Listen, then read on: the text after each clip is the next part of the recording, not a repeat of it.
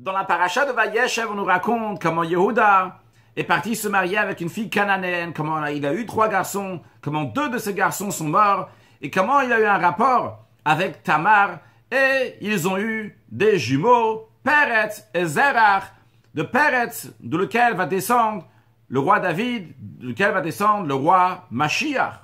Le Midrash dit qu'à ce moment-là, à cette période, tout le monde était occupé. Les frères de Yosef étaient préoccupés à propos de la vente de Yosef.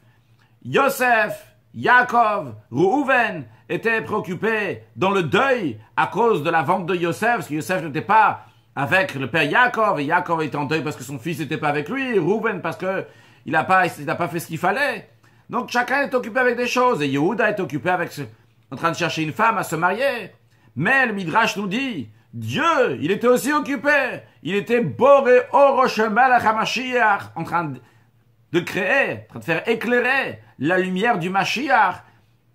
En effet, dans un autre Midrash, il est dit que Dieu, lorsqu'il a vu que Yehuda s'est marié avec une Cananéenne, il a dit, de Yehuda doit descendre le Mashiach. Il se marie avec une Cananéenne. Eh bien, je vais faire tourner les choses de manière que Yehuda va être avec Tamar, que Tamar, c'est une fille de Cohen, et 2 vont venir le Mashiach. En effet, c'est ce qui s'est passé. Alors, si je peux me permettre, si on voit cette image-là, on sait qu'on doit se comporter comme Dieu.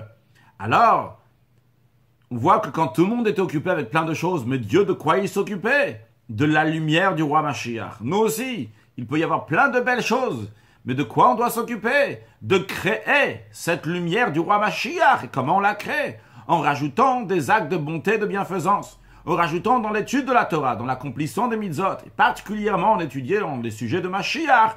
Par cela, on va amener Mashiach now.